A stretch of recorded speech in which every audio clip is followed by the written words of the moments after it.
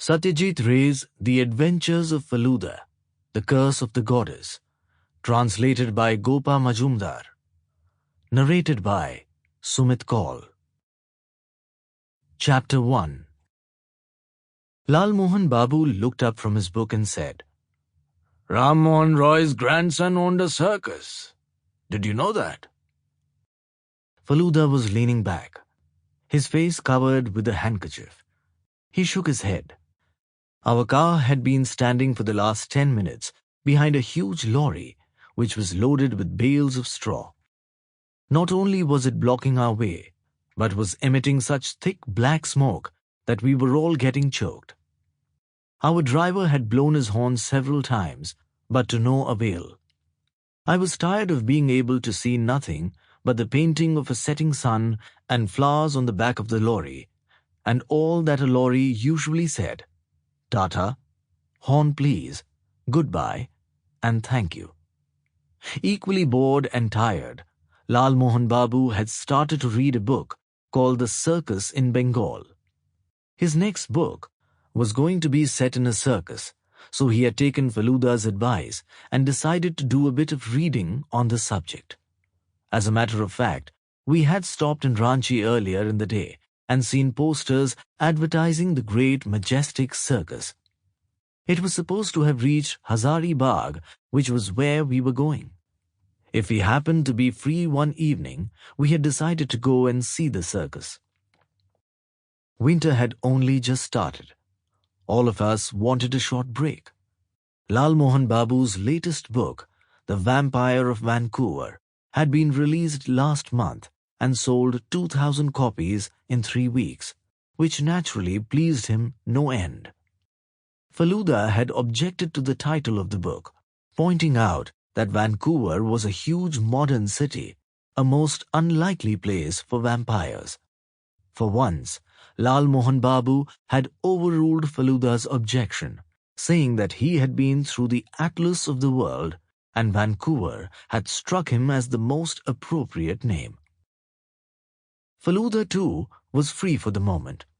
He had solved a case in Bihar last September.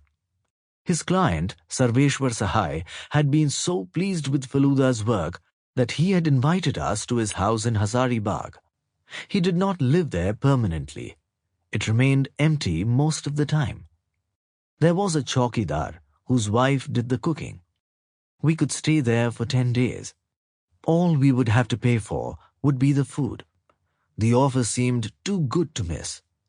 We decided to go by road in Lal Mohan Babu's new ambassador. "Let's see how it performs on a long run," he said.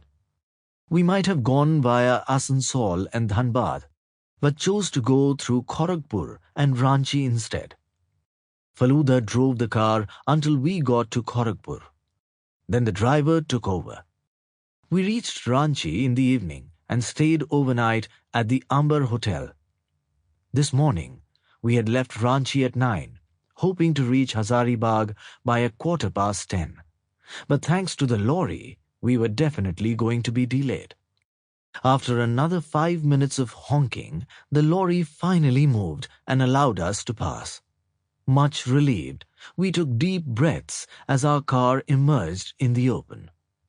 The road was lined with tall trees, many of which had weaver birds' nests.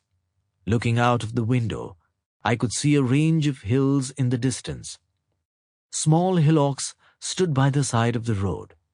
We passed these every now and then. Lal Mohan Babu saw all this and muttered, "Beautiful, beautiful," a couple of times. Then he began humming a Tagore song, looking more comical than ever.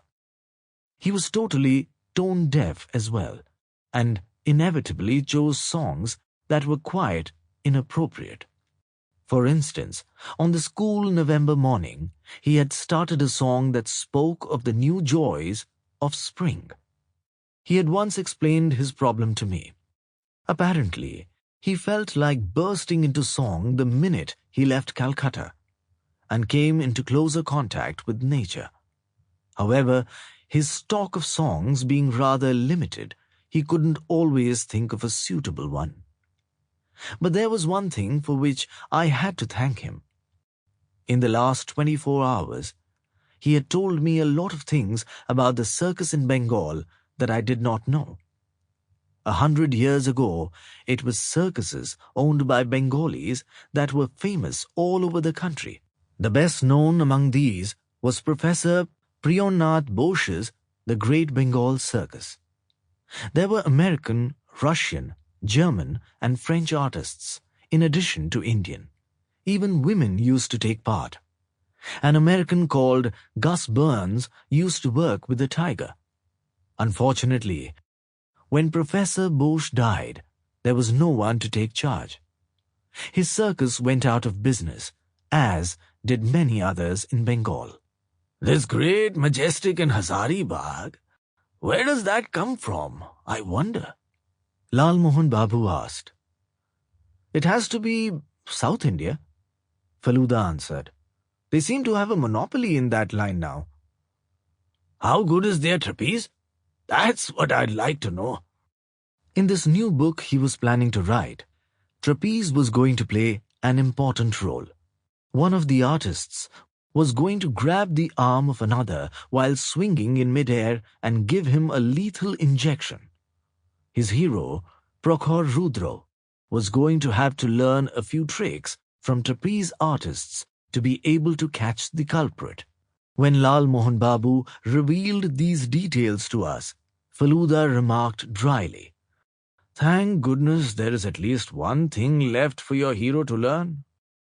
We saw another ambassador soon after passing a post that said 72 kilometers. It was standing by the side of the road with its bonnet up. Its driver was bending over it, only partially visible from the road. Another gentleman was waving frantically at us. Lal Mohan Babu's driver put his foot on the brake. Are you going to Hazaribagh? The man asked. He was probably around 40, had a fair complexion, and wore glasses. Yes, we are, Feluda replied. My car, the problem seems to be serious. You see, so I wonder if... You may come with us if you like. So kind of you. I'll try and get a mechanic and bring him back in a taxi. Can't see what else I can do. Do you have any luggage? Only a small suitcase, but I can take it with me later. It shouldn't take me more than 45 minutes to return. Come on then. The man explained to his driver what he had decided to do, then climbed into our car and said, So kind of you, again. Then he told us a great deal about himself, even without being asked. His name was Pritendra Chowdhury. His father, Mahesh Chowdhury, was once an advocate in Ranchi. He had retired 10 years ago and moved to Hazaribagh. Everyone there knew him well. Do you live in Calcutta? Feluda asked him. Yes, I'm in electronics. Have you heard of Indovision? I remembered having seen advertisements for a new television by the name. Mr. Chowdhury worked for its manufacturers. My father turns 70 tomorrow, he went on. I have an elder brother. He has already reached Hazaribagh, and so have my wife and daughter. I was away in Delhi, you see, so I very nearly did not make it. But my father sent me a telegram saying, must come. So here I am. Could you please stop the car for a minute? The car stopped. Mr. Chaudhary took out a small cassette recorder from his shoulder bag and disappeared among the trees. He returned in a couple of minutes and said, I heard a flycatcher. It was still there, luckily. It is something of an obsession for me.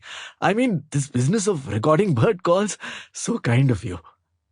The last words were meant to convey his thanks for stopping the car. Strangely, although he told us so much about himself, he didn't seem interested in us at all. We dropped him outside Eureka Automobiles in the main part of Hazaribagh. He said, so kind of you, yet again, and got out. Then he suddenly turned around and asked, Oh, by the way, where will you be staying? Feluda had to raise his voice to make himself heard, for a lot of people were gathered nearby, talking excitedly about something. Sample complete. Ready to continue?